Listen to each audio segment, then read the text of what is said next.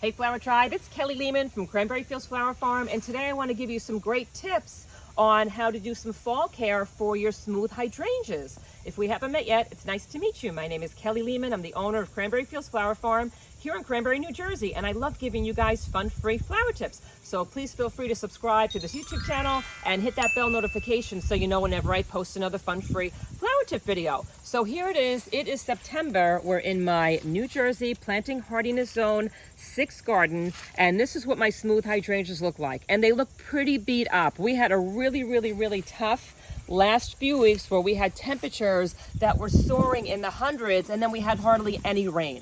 So this is what my hydrangeas look like right now. A lot of people, a lot of Flower Tribe members have sent in comments saying, oh, I think my hydrangeas are dying. What do I do to help? Don't worry. This is what mine look like right now, and I am not too concerned about them. I just know that they just had a rough season. So some things that I'm going to do to help this plant to thrive is the following. First thing I'm going to do is I'm going to cut off all the browned and beat up blooms that are on the top, because the plant doesn't have to worry about holding on to these kind of like beat up crispy blooms. So I'm going to cut them off, and they also don't look very good. I'm also going to cut off any of the stems that are kind of bent, because that's just adding some stress to the plant, and I don't want my plant to be stressed. So I'm going to cut off these blooms right about there.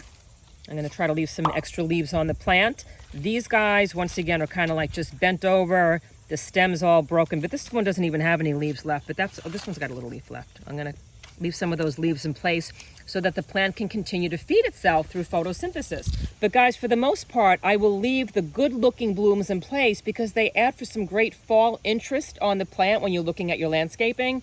And they also look beautiful with some snow on top of it in the winter. So a lot of times I will just leave the good-looking ones in place. You can also deadhead them if you like. It's your personal choice, but I like the way it looks in the winter. So another thing I'm going to do is I'm going to cut out all the canes in here that are dead. And the way that I can tell that a cane is dead is because it has no leaves on it. This one over here is a great example. There's no more leaves on it, and I can tell it's pretty much white right here. So this is not helping the plant by any means anymore. It's just, once again, like some of that dead weight. So we want to get that out of the plant itself. I'm going to cut it at the base of the plant. And while I'm down here, I see some other stems that have some holes in them, and that's not good because there's a chance that there's all bugs in there. So I'm going to cut out some of those. I'm going to make sure that I remove them from the plant as I cut them out. And I'm also going to come in here and I'm going to remove all the leaves at the base of the plant, because hydrangeas like to have a lot of aeration around the base of their plant and in between their stems. Otherwise, they wind up getting fungal issues. So I'm going to start removing some of those leaves now, but I'm going to come in here and do a better cleanup when I'm done with this video. So I'm just going to get in here.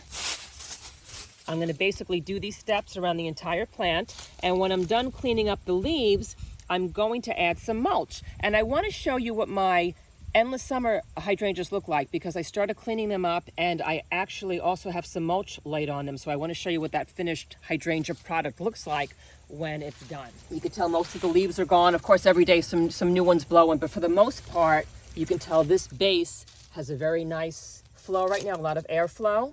And we've got the mulch laid already in this garden bed. So I'll put down about 2 or 3 inches, and that just makes sure that the moisture stays in place as we water, and that it doesn't go back up into the atmosphere. And guys, make sure that you keep up with the watering in fall. A lot of times we have some super hot days, and the plant can get very like dehydrated. So make sure that you keep up with the watering. Another great tip is to hold off on the pruning. You don't want to give any of your hydrangeas a pruning in fall, because you don't want to encourage like a growth spurt. So a lot of times when you come in and you do a heavy pruning on a plant, you're actually encouraging it to push forth some new growth. And you don't want that at this time of year. In the fall, you want your plants to go dormant for the winter. You can do a little bit of a cleanup, you could do the deadheading, but don't do any sort of that harsh pruning.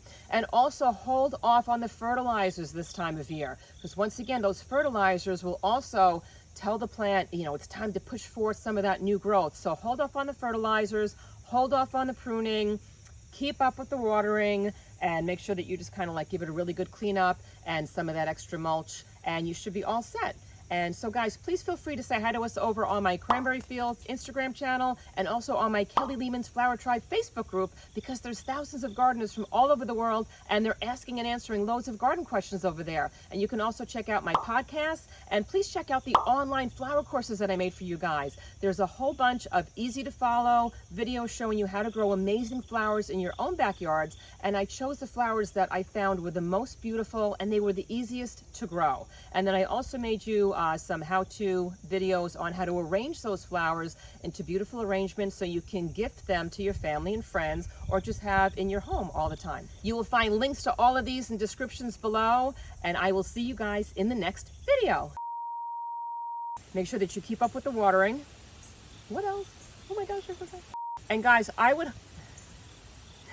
would I do? I don't know. What would I do? What would you do?